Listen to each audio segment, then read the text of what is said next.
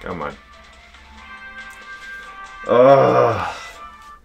These dang Pokemon Go servers keep going down, which means I may as well film another video. Hey guys, what's up? Christian here, back at you for Sneaker Talk with a brand new sneaker review and sort of a comparison video.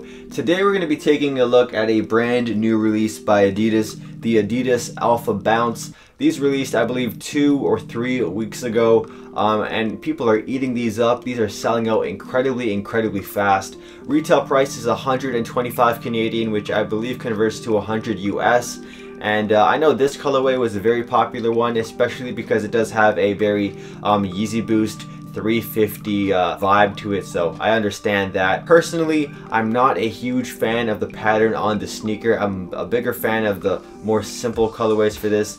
I really don't see myself wearing this often for fashion's sake, but for performance value, it's definitely a great bang for your buck. But with that said, let's take a look at these sneakers in depth and see how they compare to the Adidas Ultra Boost Uncaged. And by the way, just a disclaimer, I disclaimed this.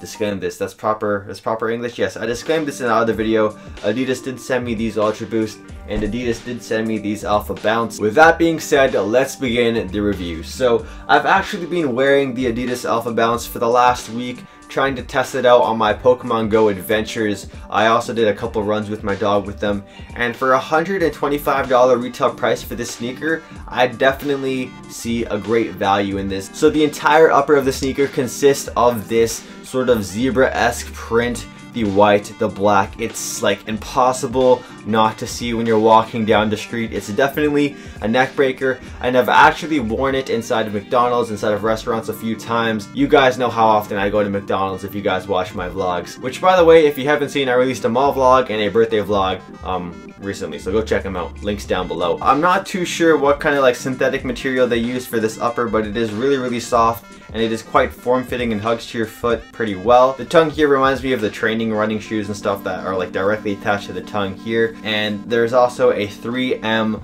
little touch on the tongue, as well on the very back. The back 3M, like the heel tab here, actually like glows like a rainbow. So I'll have a picture of that up on the screen right now. But the tongue 3M doesn't light up like a rainbow, so a little bit sad about that. Now, one of the things I really do like about the sneaker, even though I'm not a huge fan of the print, is how they were able to continue the print onto the midsole or outsole of the sneaker.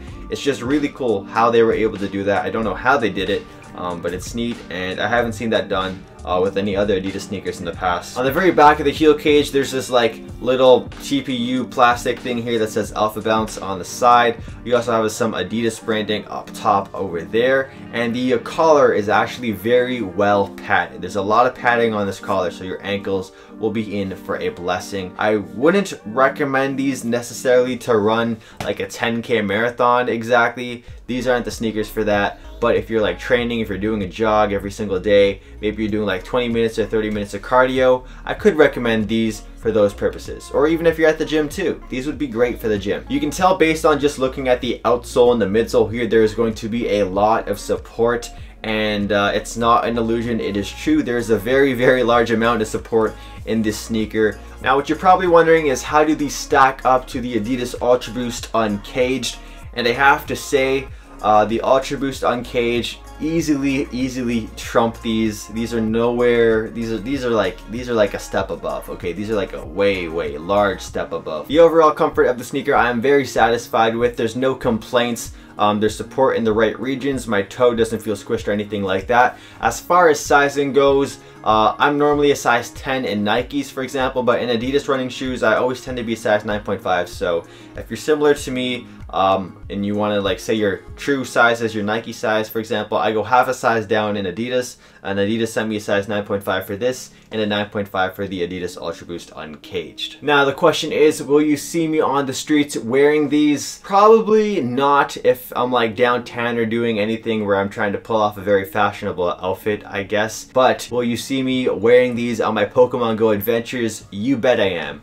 I will be wearing these heavily on my Pokemon Go adventures, and I can wear these pretty heavily without worrying about them getting dirty. Even though it is a black and white colorway, the print does a pretty good job at concealing dirt and stuff like that. So in conclusion, guys, for $125 Canadian or $100 US retail, I would recommend this sneaker. I would recommend going in store, trying them on, see how they fit for your foot. But yeah, for $100 US, you just can't go wrong with this model. I am looking forward to seeing what other colorways they release of this. If they have any non-wild colorways, I probably would hop on those, but for now, these will do. If you're new to the channel, make sure you subscribe for more content. I post daily videos, vlogs, reviews, unboxings, on feats, the whole shebang. And I also upload Pokemon Go vlogs on my gaming channel, Charlie Teabags. And if you want to support the channel with the monies, you can buy a SneakerTalk t-shirt. I would really appreciate it. It will help pay for my McDonald's and my instant ramen noodles and all that stuff. So much love.